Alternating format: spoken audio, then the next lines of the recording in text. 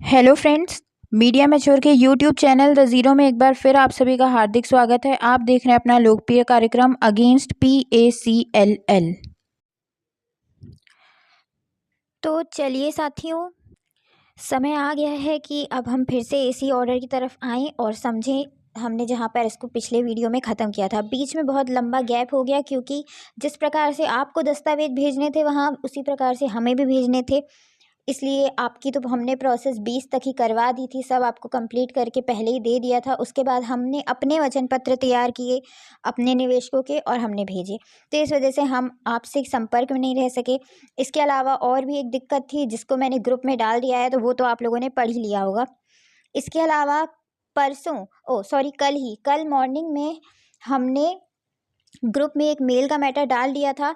आशा है वो आपने फिल करके भेज दिया होगा अपनी, और ये सब छोटी छोटी चीज़ें अब मेरे को नहीं लगता बताने के लिए हैं। आप सबको इतनी समझ इतने समय में आ जानी चाहिए कि आपकी ईमेल आईडी वही रहेगी। उसी ईमेल आईडी में आप हर बार अपने एक निवेशक की पूरी डिटेल डाल के और मेल कर देंगे। फिर उसी को कॉपी करेंगे, फॉर्मेट को पेस्ट करेंगे, दोबारा कंपोज करेंगे और उसमें दूसरे निवेशक की डिटेल भरेंगे। ये पूरा प्रोसेस बार बार बताया नहीं जाएगा क्योंकि ये बहुत पुराना प्रोसेस है।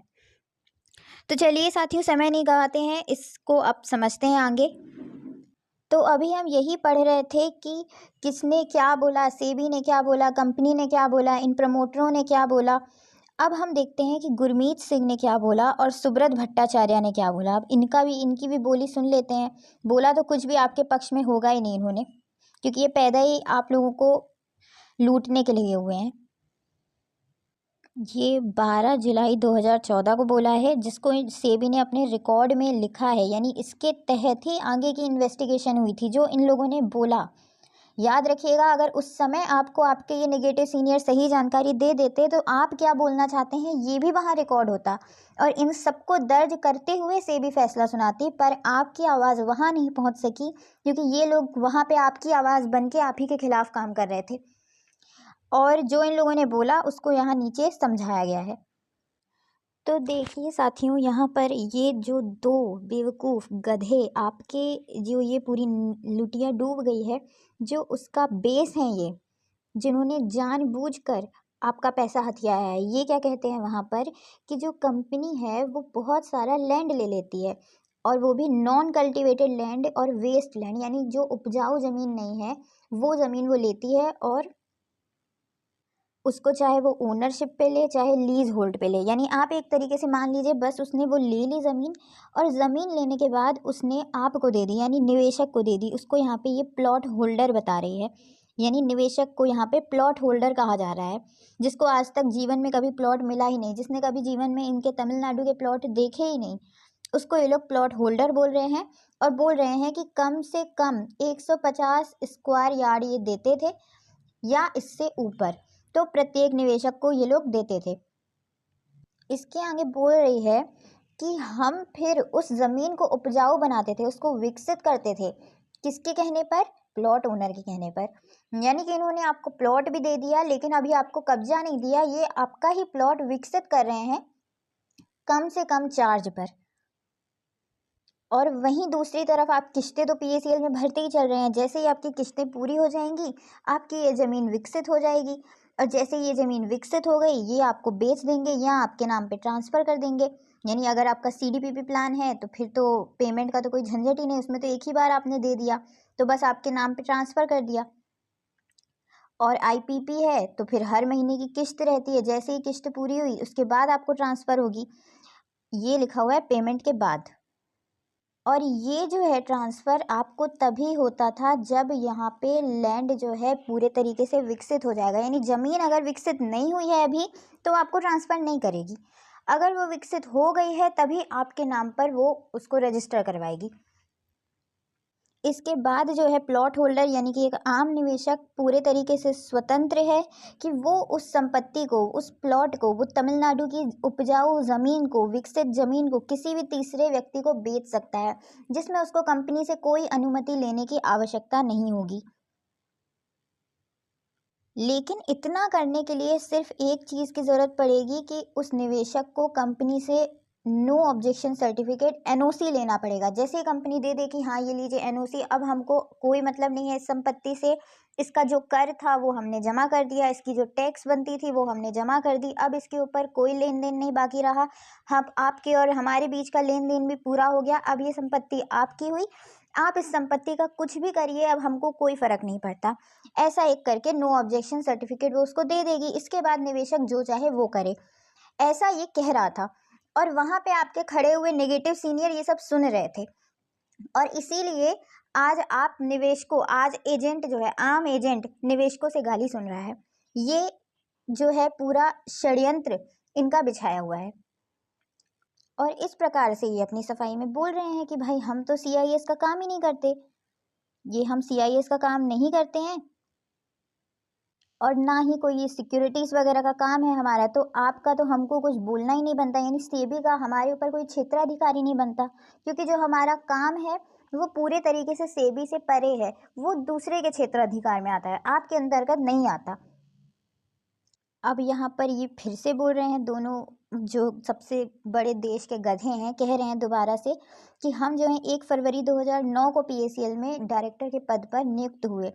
इसके पहले यानी 2009 से पहले हमने ये पूरे तरीके से समझा था, अपनी बुद्धिमती से हमने पूरा ये फैसला लिया, हमने पहले समझा कि ये कंपनी का काम क्या है, और हमने पाया सोच समझ कर कि इसका काम CIS के अंतर्गत नहीं आता, यानी ये ज़मीन का लेन देन का काम करती है, पैसे के बदले में पैसा नहीं देती है। ये इन लोगों ने जाना, उसके बाद PACL के ये डायरेक्टर बने हैं, और इसलिए आज ये जेल में है। इसके अलावा ये लोग 14 जून 2013 के किसी शो कॉज नोटिस का जिक्र करते हुए बता रहे हैं कि हमारा CIS से कोई लेना देना नहीं है, ना ही हम इसमें इन्वॉल्व हैं, ना ही हम इसका स्पॉन्सर करते हैं कुछ, और ना ही हम किसी भी मामले में जिम्मेदार हैं। यानी कि हाँ, ये काम रियल एस्टेट का ही काम है, ये अपनी बात पर स्थिर है उस तारीख तक। अब इसके आगे देखिए ये क्या बोल रहे हैं कि जो ये गुरमीत सिंह है, ये कंपनी का शेयर होल्डर है, कितने परसेंट का, 0.5 से लेके 0.6% का। ठीक, इसका यहाँ पे इतना शेयर लगा हुआ है, जबकि ये सुब्रत भट्टाचार्य है, इसका इस कंपनी में कोई शेयर ही नहीं है, ये खाली हाथ आया है इस कंपनी में, और इनका ना ही कोई पेक्यूनियरी इंटरेस्ट है, यानी कि इनको यहाँ से कुछ पैसे का मुनाफा नहीं होता है। इनके कहने का मतलब समझिए, ये यहाँ पे सैलरी के बेस पे काम करते हैं। ये बताइए, इतनी बड़ी कंपनी चला रहा है, वहाँ का संपत्ति का इधर से उधर लेन देन कर रहा है, और डायरेक्टर यहाँ के जो है सैलरी के बेस पे चल रहे हैं, यानी कि कंपनी को घाटा हो रहा है, नफा हो रहा है, इससे इनका कोई मतलब नहीं है। इनकी अगर सैलरी फिक्स है 1.5 लाख हर महीने, तो इनको हर महीने 1.5 लाख मिलेगा, तो और ये तो और लुटिया डुबाएगा भाई, ये तो और लुटिया डुबाएगा आपकी, जब इसकी सैलरी ही फिक्स है, कंपनी को घाटा हो रहा है, नफा हो रहा है, इससे तो इनका कोई लेना देना ही नहीं है। ये यहाँ पे बोला जा रहा है कि ये एक्सपर्ट है और स्किल में है, यानी कि ये बहुत समझदार हैं, और इस मामले में कैसे झूठ बोलना है, कैसे चोरी करनी है, कैसे पैसा लूटना है, कैसे हमको CIS के काम को रियल एस्टेट का बोल के और सब अपने पास करना है, इस चीज़ में ये एक्सपर्ट हैं, इसलिए इनको इस पद में नियुक्त किया गया था। अब इसके आगे साथियों ये देखिए, उल्टा चोर कोतवाल को डांटे वाली बात हो गई कि अब ये फिर सेबी के ऊपर ही तंज कस के बोल रहा है कि भाई 26 फरवरी 2013 को सुप्रीम कोर्ट ने ऑर्डर किया था कि सेबी जो है हमारे लिए कोई भी ऑर्डर तभी पास करेगी जब पहले तो 2 चीज़ें वो भाई, मतलब इन 2 चीज़ों के मत्थे ही वो कोई ना कोई हमारे लिए ऑर्डर दे सकती है। अगर PACL का काम CIS के अंतर्गत आता है कि नहीं आता, एक तो ये चीज़ इसको बतानी है, और दूसरा अगर जो भी हमारा काम है तो सेबी को उस कानून के अंतर्गत रहकर ही, उस दायरे में रहकर ही प्रोसीड करना पड़ेगा, यानी कि इनको अपने से वो नहीं है। अब देखिए, पहली बात, जो आज की डेट में ये संगठन बोल रहे हैं लोढ़ा कमेटी को हटाओ, उसको भंग करो, सेबी, लोढ़ा कमेटी, सरकार चोर है, उनको ये दिखाइए कि सुब्रत भट्टाचार्य और गुरमीत सिंह ने जो कहा था वहाँ पे सही कहा था। ये जो अपनी बात बोल रहा है कि मैं प्लॉट देता हूँ, प्लॉट को विकसित करके फिर मैं दे देता हूँ, उनको NOC दे देता हूँ, और सेबी को तो सिर्फ इतना साबित करना है कि मैं CIS के अंतर्गत आता हूँ कि नहीं आता हूँ, उसके बाद कानून के दायरे में रहकर फैसला करना है। अब मैं CIS में तो आता ही नहीं, क्योंकि मैं तो पैसे लेके प्लॉट देता हूँ। तो जब ये कह रहा था उस समय ये सब लोग कहाँ थे? पहले तो आप ये प्रश्न करिए कि तुम थे कहाँ उस समय, या ये ऑर्डर क्या तुमने 4 साल में देखा नहीं? ये ऑर्डर 2014 का है, और अगर तुमने ये ऑर्डर देखा ही नहीं तो तुम कैसे हमको बोलते थे पैसा मिलेगा? तुम बोल किस बुनियाद पे रहे थे कि पैसा मिल जाएगा, जब तुमको ऑर्डर ही का नहीं आता पता है? और अगर नहीं आता पता तो चलो अपने सीनियर के पास, उससे पूछो उसको इस ऑर्डर के बारे में पता था या नहीं पता था, और अगर पता था तो वो उस समय क्या कर रहा था जब ये ऐसा बोल रहा था। तो आप ये प्रश्न करिए ना, आज आप दानगढ़ से पूछिए कि लोढ़ा कमेटी, चलो हम भंग कराने में, लोढ़ा कमेटी को भंग कराने में हम तुमको पूरा सहयोग देंगे। पहले तुम ये बताओ, जब ये ऑर्डर हो रहा था तुम कहाँ थे? जब ये लोग ये सब बोल रहे थे तब क्या तुमने ये सुना नहीं था? ये 2014 का ऑर्डर तुमने 2016, 17, 18 तक पढ़ा ही नहीं था? तुम इंतजार कर रहे थे कि कब जीरो चैनल पर आए ये ऑर्डर तो पता चले। तुमको नहीं पता था कि 2014 में ऐसा कुछ ऑर्डर हुआ है और इन लोगों ने ऐसा कुछ कहा है? उस समय तुमने ऐसा कौन सा वहां दस्तावेज दिया, वो हमको बताओ, निवेशकों के हित में, कि नहीं निवेशकों को पैसा ही चाहिए, उनको प्लॉट नहीं चाहिए, ऐसा कहा तुमने कहीं पे भी? और अगर तब नहीं कहा तो अब क्या कहोगे भाई तुम? अब क्या कहोगे तुम? पूरी जिम्मेदार तो तुम लोग हो जिसके कारण ये लोढ़ा कमेटी बनी। ये चीजें आप नहीं बोल पाते हैं।